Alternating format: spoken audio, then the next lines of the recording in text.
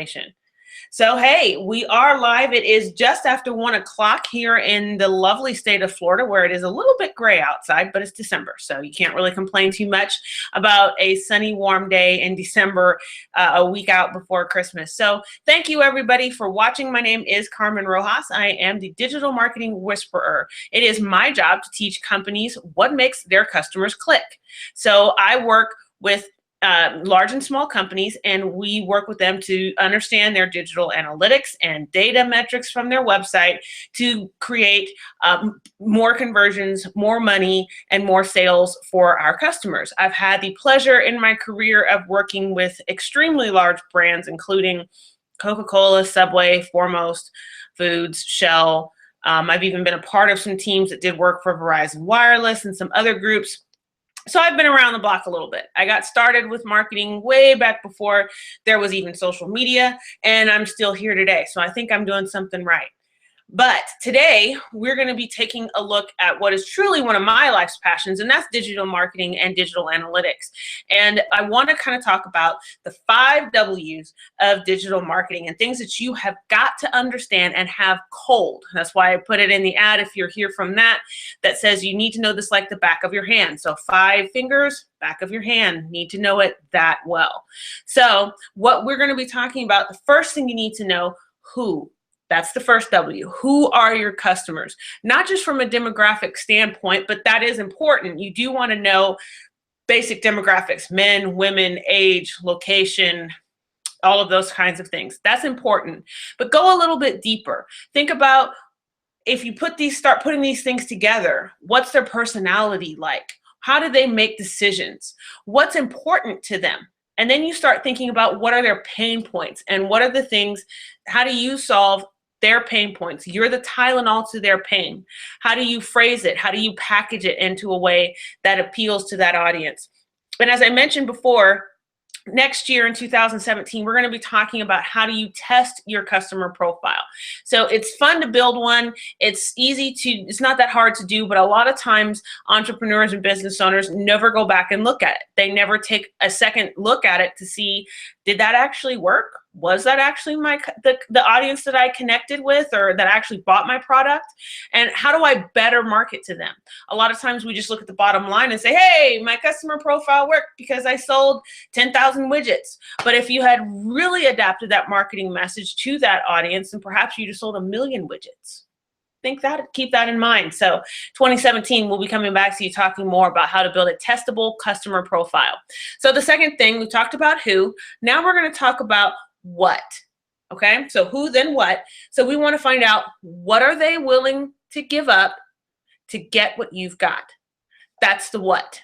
That's the ultimate what. And that's what digital marketing is oftentimes all about. When we're talking about email capture and lead capture and even a sale, how much are they willing to give up? And keep in mind, it's not just money.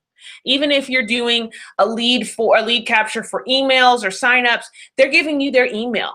And I know you are probably just like me and get a ton of email. You get a crap ton of email in your email box. And even now, I don't want any more email. So if what you're offering me is not valuable to my life, it's not going to help me out in my business, then I don't really want it. Even if I like you as a person, I don't want it if it's not valuable to me in what I'm trying to accomplish. So your email address, if it's an online sale, for example, am I willing to take the risk that my credit card information could get shared or could accidentally be hacked? If you're putting out those site verification, the little lock things, and that definitely helps in that process, but that's important. You need to keep that in mind. What is it that I'm asking my site visitor to give up to get what I've got? So that was the what. The when is really important also, and that's, when are your customers ready to buy? What has had to happen to them in their life for them to get ready to buy? And the other one is actually more time bound, but let's talk about this one first.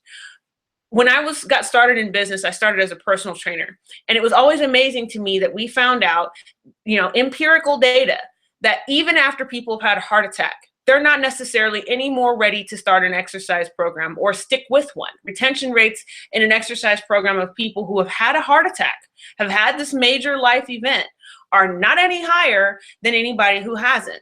So again, what has to happen to people? When are they going to really be ready to say, all right, that's it. I'm going to exercise. I'm tired of taking all these pills and doing all this stuff. That's when you strike. So your digital analytics is the same thing. You need to use that to understand, when is your customer really ready to click that buy button? You know, as April likes to say, to smack the buy button. So you want to make sure that you're actually connecting with them and putting your product in front of them at that time. And here's a little tidbit, folks. I see a lot of people who love to buy Facebook ads and want to buy Facebook. But is that really the time when your customer is most likely to be in a frame of mind to purchase your product or service? I tell you what, if you're a B2B, you really do have to do a little more thinking about that. That Facebook may not be the best place for that. LinkedIn, maybe.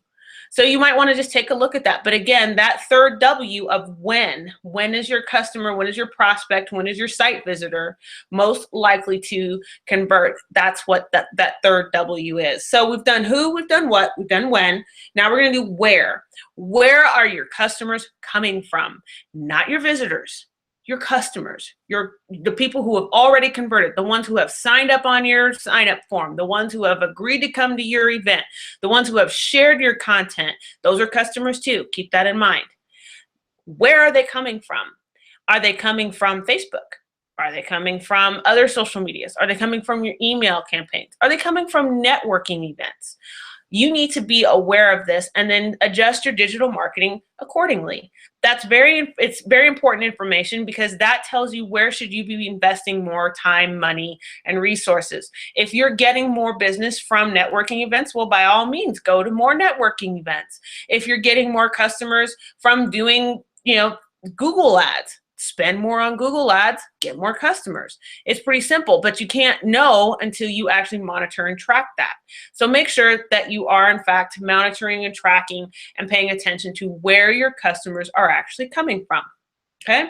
Now, we're up to our fifth W. The first one, again, was who, then what, then when, then where. Now we're going to do the fifth one, which is why. And this is the biggest Mac Daddy, big baller question in digital marketing. Why? Why should the customer, why should the site visitor, why should they get whatever it is that they need? Why should they get their pain solved by you and not the next person who's one click away, or the next ad that's one click in the sidebar, or the next email that's in their email box? Keep in mind, your customers have options, especially if you're in Google ads. They're literally, just a slight move of the finger, slight scroll of the finger away from your competitor. So it's not even like a store in a mall where you have to walk out of the store and go into the next one. No. All of it takes is that, and they're at somebody else's website looking at their products. So why are they at your site versus somebody else's? Why should they buy what you have to offer versus what your competitors have to offer? And you have to be able to sell that. We often call that something called a value proposition. And that is incredibly important. If you don't understand why, and I've actually had to ask clients and take them to task about this, why should people come to you to get whatever product or service you offer instead of going to your competition? If you can't answer that for yourself as a business owner, you're going to have a real hard time conveying that into your digital marketing. And I guarantee you the biggest difference between digital marketing and traditional marketing is that it's so much easier for somebody to choose your competition. It's way easier for them to click on the next person, the next ad, the next result in the Google rankings. It's way easier for them to do. And if you are not putting that out there in a compelling, succinct way that absolutely solves their pain problem, you're not going to have much success in digital marketing. And that's just the bottom line of it. So spend some time working on that. So let's review real quick. The 5 W's. 5 W's. Who? That was your demographics. That's who are your site visitors, who are your customers, not just not visitors, but actual converters and customers, people who have bought from you, people who have sold who have signed up for something, people who have shared something. Those are the ones that you really want to be paying attention to and kind of need their own little demographical category so that you can get more of those. Okay, those are the ones you want. You don't want to be tracking so much the looky-loos. Okay, the second part, the second 5 of the whys was what? What are they willing to give you for what you've got? Think about what they're actually giving you when you're asking for email signups and when you're asking for, for them to follow you on Facebook or whatever social media it is.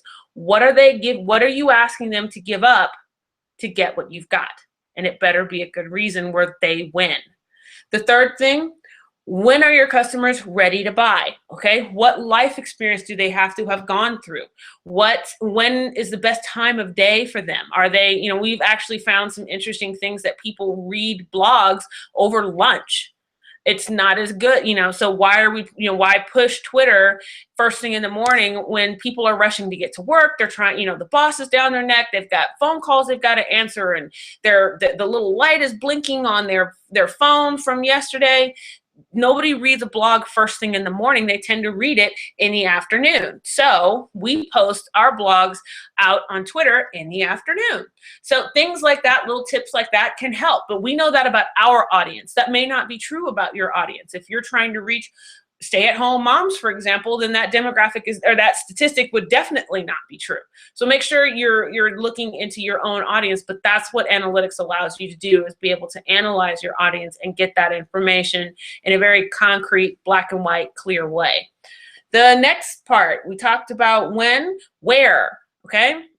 Where are your customers coming from? Not just the looky-loos, not just the visitors or the followers, but the actual people who have converted in some meaningful way. They've either bought from you, they signed up for something, or they shared some of your content.